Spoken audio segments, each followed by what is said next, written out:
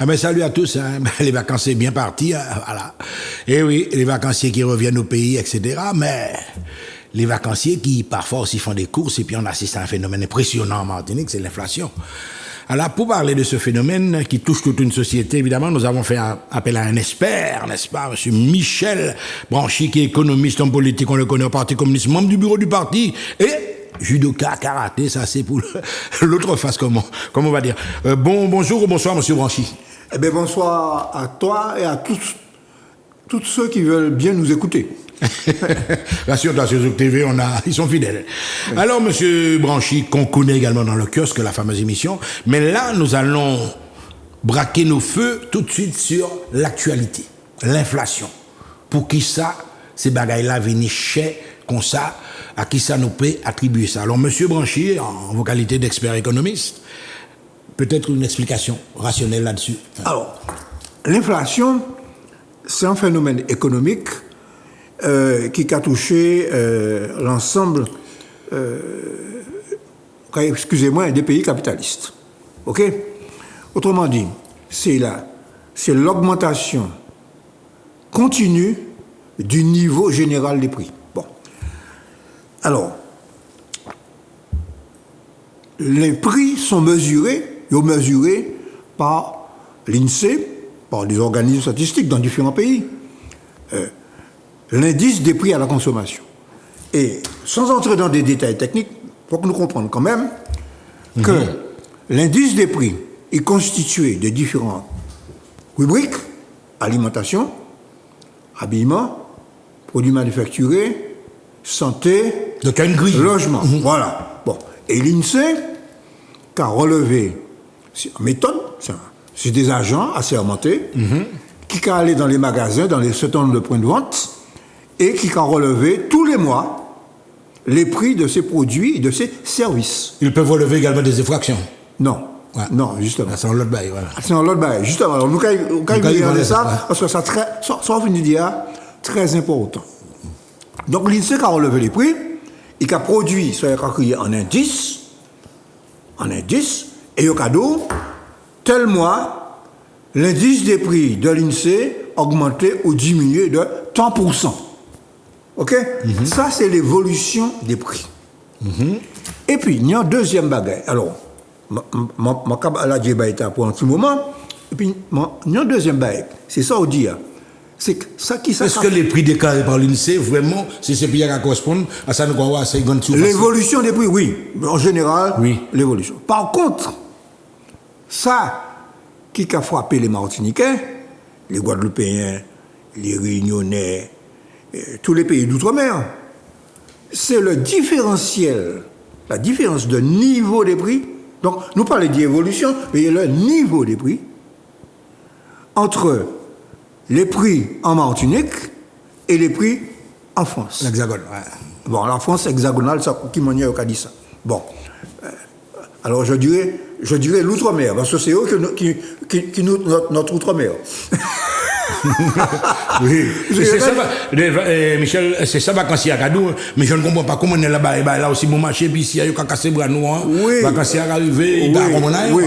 Alors, à ce bagage-là, anti-observation quand même, pour tu comparer systématiquement les prix à la France. Il peut comparer les prix aux États-Unis, au Venezuela, à Saint-Domingue. Bon, ça veut dire que quelque part, nous sommes des aliénés. Hein. Bon. Fermons la parenthèse.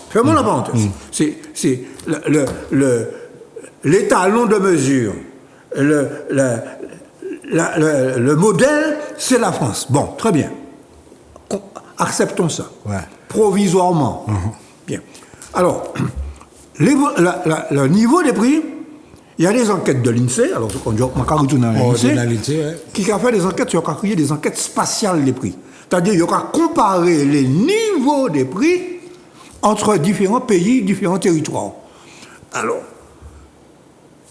le sentiment, l'impression que le vacancier a est corroboré et justifié par des études qu'a faites plusieurs fois. Alors, il a fallu se battre pour obtenir que l'INSEE fasse ça. Bon. La dernière enquête date de 2015. Il y en a une qui pour l'actualiser en ce moment. Dernière enquête là, il y a que le niveau général des prix, Martinique, Guadeloupe, c'est 12% en plus. Mais à dans niveau général, t'as là, ni les prix alimentaires. Et les prix alimentaires, c'est 38%. Or, 38% de plus qu'en France. Or, dans la consommation et dans les niveaux de revenus, la part de la consommation est plus importante dans les revenus les plus faibles, les plus modestes, chez les gens âgés, chez les personnes seules, chez les familles monoparentales. Autrement dit, tout le monde n'est pas frappé de la même manière par la vie chère. Les plus faibles sont frappés plus fort parce que ce sont les prix alimentaires qui nient en différence plus grande et puis la France. Donc, et souvent le compatriote qui est employé, il PTT, il employé, le fonctionnaire, à l'assistance publique, etc. Eh bien, il n'y a pas dit 40%, c'était là. Hein? Ouais. Bon, là, il y a venir, bon, il y a touché après. Bon, mais il y a venir Martinique, il y a touché par ça. Bon, et puis il y a ceux qui sont ici même, en Martinique, dans le secteur privé, il n'y a pas ni 40%. Bon, faut bien oublier ça. Faut pas oublier ça. Que ni des inégalités aussi au sein même de la société martiniquaise, guadeloupéenne, réunionnaise, de Mayotte, de Guyane. Hein. Bon. Est-ce que je t'interromps, gardez bien ça, regardez bien, parce que j'en parlais récemment avec Valérie Vettel-Oriol, le fonctionnaire d'ici, l'instituteur d'ici, le professeur des écoles d'ici, avec ses 40%, c'est une espèce de bluff, quoi, puisque finalement, on a travaillé sur les salaires en Europe, enfin en France, ça n'a pas ni rien, ouais. Donc, le phénomène des 40%, ça joue un rôle également très, très, très important. Alors, nous, qu'à base autant plus, donc c'est tout à fait normal que la vie plus chère. C'est quoi, vous aimez, hein, ouais. Oui, alors, il fallait nous faire... Ça, c'est au point qu'il y a modèle là, quoi. Bon. Alors, il fallait nous faire une émission, les problèmes spéciaux, qui maniait les 40% net, etc. Mais si nous avons fait en photographie à l'heure actuelle de la situation, il y a une partie de la population qui a touché 40% par rapport au salaire de France, ok? Il y a une partie de la population qui n'a pas touché ça. Bon, et à propos de la vie chère, le fait que les prix plus élevés, en cas de 38% au niveau de l'alimentation, ça a touché beaucoup plus, notamment les salariés du privé, les personnes qui sont au SMIC. Bon. Et puis, il y a des gens qui n'ont pas de travail. Bon, l'INSEE finit nous en dernier résultat la semaine passée. C'est important. Personne ne parle pas de ça. C'est que un Martiniquais sur 10 qui vit dans la grande pauvreté, c'est-à-dire la misère. C'est-à-dire qu'il n'y a pas qu'à arriver à faire un repas sous 2 jours, un repas protéiné, c'est-à-dire qu'il n'y a pas qu'à faire un repas et puis viande. Et combien de monde qui a dans ça? 38 000 monde Martinique. C'est énorme, ça. Énorme. Bon, donc, ça qu'a dit est vrai, la vie chère qui a frappé tout le monde, y compris les gens qui n'ont 40% aussi. Mais il a frappé plus particulièrement les gens qui, dans le secteur privé, et les gens qui n'ont pas d'emploi. Ouais. Donc, c'est un phénomène qui a accentué les inégalités sociales dans les pays d'outre-mer. Voilà. Alors, nous, quand il faut un flashback quand même, la grève du 5 février 2009 contre la vie chère, établi un bouclier de prix, etc., des accords signés Guadeloupe, Guyane, Réunion, etc., où tenir donc la baisse du panier, ça a créé le panier de consommation. Mais finalement, tout ça, ça a volé en éclats, ça. Alors, la grève de février 2009, je vais aller un peu à contre-courant de ce qui est dit par certaines personnes. Non, ça a permis de baisser les prix de 400 produits. Alors à l'époque, ça s'appelait les prix BCBA. C'était pas le bouclier. Le bouclier qualité-prix venu après. Ouais. Bon, les prix BCBA. 400 produits pendant 3 ans. De 20%. OK? Si les deux cas obtiennent, jeudi jour, en baisse de 20%, ça était extraordinaire. Bon, à l'époque, tenir 35 000, 40 000 en arrière, le rapport de force, c'est ça la lutte des classes. Le rapport de force fait que la grande distribution baissait les prix de 14%, le Conseil général baissé l'octroi de mer 4%, et la compagnie maritime de 2%. Ce qui fait 20%. Bien. Le ministre de l'Outre-mer, Lurel, Soland, dit bon, il faut que nous fassions un bagaille. Et il fait un espèce de... Il fait le travail à moitié avec le bouclier qualité-prix. Alors, d'abord, c'est 101 produits, c'est pas 400. OK? C'est un produit, et il a fixé le panier, le prix du panier. À l'heure actuelle, le bouclier qualité-prix en Martinique, c'est 306 €. Mais les prix, il y a des listes de produits, mon liste là. Bon, mon liste là. Ici, il y a. Bon. Pas obligé de citer même 2 éléments, puis nous pouvons faire ces comparaisons. Alors, bon, je vais prendre un exemple. Je vais prendre un exemple. Quand tu lis le moins, quand tu lis le tout bouli. D'après, je vais mieux sans lunettes. Alors, si je prends pain, céréales, etc., là, bon, eh bien, ni coquillette blé dur, 5 000. Bon, macaroni blé dur, 500 grammes. Bon. Donc, mais au panier prix, hein. Donc, c'est 306 € pour l'ensemble, mais il n'y a pas qu'à fixer les prix de chaque produit dans liste là. Donc, tu as des détails, tout ça donc, le bouclier qualité-prix, on peut aller à Carrefour, c'est tel prix pour les coquillettes et le macaroni, et puis on peut aller chez Leclerc, c'est un autre prix. Donc, si vous voulez bénéficier du fait que, quand même, ils ont baissé les prix du panier, mais si vous voulez bénéficier de la liste, il faut acheter tous ces produits-là dans le même côté. Bon, c'est Pouty qui a dit que l'URL fait le travail à moitié. Bon, donc, première critique, 101 produits seulement. Deuxième critique, les prix des produits de la liste ne sont pas fixés individuellement, mais c'est la liste seulement dont les prix sont fixés. Voilà, donc c'est ça le bouclier qualité-prix. Mais concernant par exemple toutes les autres là, par exemple, l'un des cas de 100 produits en Martinique, Mayotte c'était 76 produits, comment on peut expliquer ça? Il n'y a pas nécessairement besoin de nous. Alors, tu as des différences même au sein même des oui, mais c'est normal. C'est normal. C'est que la consommation d'un pays à l'autre, la consommation, le niveau de consommation, les produits consommés diffèrent d'un pays à l'autre. On ne consomme pas en Martinique de la même manière qu'en France. OK? Bon, on ne consomme pas de la même manière en Martinique qu'à Mayotte. Donc, la consommation de la Martinique ressemble un peu plus à celle de la Guadeloupe, mais elle est différente quand même. Bon, par conséquent, le problème, ce que tu as posé comme question là, c'est que si nous avons fixé des prix, il faut que nous connaissions qui prix, qui produit nous avons consommé. Et là, on a abordé en question que nous abordons au début, c'est que pas ni un organisme qui a étudié ces bagailles-là.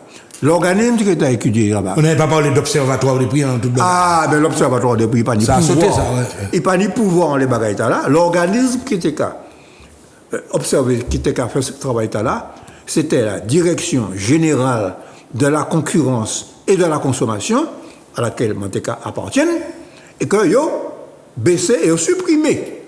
Donc, à l'heure actuelle, pas ni pièce organisme qui est capable du dos, qui produit effectivement les consommateurs martiniquais qui ont consommé effectivement. Par contre, qui produit, il faut que je choisis pour mettre dans bouclier ou dans son panier de l'aménager, premier bagaille. Et deuxièmement, nous passons qui maniait les prix. Je prends, on y a une plaquette de beurre qui a coûté à 2,50 € à Paris. Il a coûté à 3,50 € à Fort-de-France. Il y a une différence de 1 €. Eh bien, aucun organisme en Martinique, l'INSEE, c'est pas son travail, Pedro, qui a expliqué qu'il y a 1 € de différence. Quelle est la part du fret maritime? Quelle est la part des droits de port? Quelle est la part de l'octroi de mer? Et quelle est la part de la marge des commerçants? C'est ça aussi. Bon, donc, bénéfice commerçant à profit, des profits. Donc, eh bien, ils ont supprimé depuis Sarkozy, Hollande, Macron, il a supprimé l'organisme, la DGCCRF, qui était capable, qui tenait le pouvoir, parce que tenir un cadre bleu, blanc, rouge, quand mettait corps devant patron magasin, qui a dit, bon, moi, la décomposition des prix. Bon. En toute légitimité, on doit faire ça. On doit faire ça. Ouais. Parce qu'on a sermenté. OK? Bon, c'est un organisme, et ça, c'est un organisme qui a remonté depuis 1946. Vous savez qui a instauré ça? Général de Gaulle. Général de Gaulle a instauré le contrôle des prix. Eh bien, il a supprimé ça. Voilà. Donc, ouais. Actuellement, on assiste à un phénomène, Michel, effectivement, qui a interpellé tout le monde et puis qui a bat en prétexte à tout le monde aussi, c'est la guerre en Ukraine. Alors, à partir du moment où il y a eu la guerre en Ukraine, l'essence a monté, Belé a monté. Est-ce qu'on croit penser que c'est un prétexte ou alors il faudra en tenir compte encore pendant quelques bons mois là? Alors, ça qu'on dit, ça vrai, c'est pas vrai. Oui, la guerre en Ukraine qu'a provoqué parce que les Occidentaux ont sanctionné la Russie et ça a fait monter le prix du pétrole brut. Le prix du pétrole brut, en gros, on doit retourner en phénomène dans l'inflation, c'est l'offre et la demande. À partir du moment où les pays qui produisent du pétrole, pas qu'à produire assez pétrole, la demande étant importante, eh bien, le prix du pétrole augmente. Mais en plus, et c'est là où on a raison, c'est pas la guerre en Ukraine, c'est que les multinationales, les sociétés pétrolières internationales, Exxon, Total, etc., qui ont spéculé en les prix et qui ont fait monter à prix plus haut. Donc, aujourd'hui, l'augmentation du prix du pétrole, qui explique l'augmentation des carburants. Bon, sur un an, c'est 22% de plus en France. Martinique, c'est 17% de plus en l'année. Bon, prix carburant. Eh bien, cette situation-là, ni l'augmentation aussi des prix des matières premières. Donc, ni en partie qui est lié à un phénomène économique qui est la loi de l'offre et de la demande, la pénurie de pétrole provoque une certaine augmentation, mais aussi une spéculation des multinationales.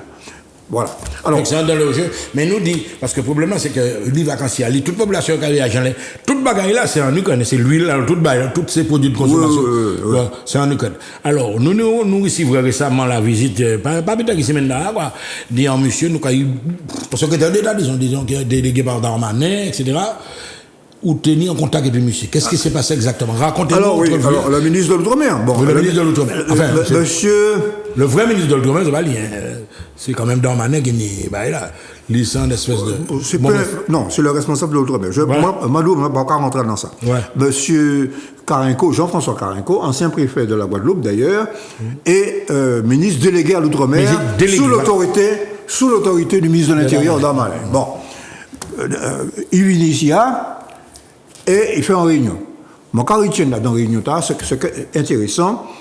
Il a réuni l'Observatoire des prix et tenu tous les représentants de la distribution, du patronat, des organisations socio-professionnelles, des associations de consommateurs et des syndicats, bon, et puis des personnalités qualifiées, bon, dont Manteca fait partie.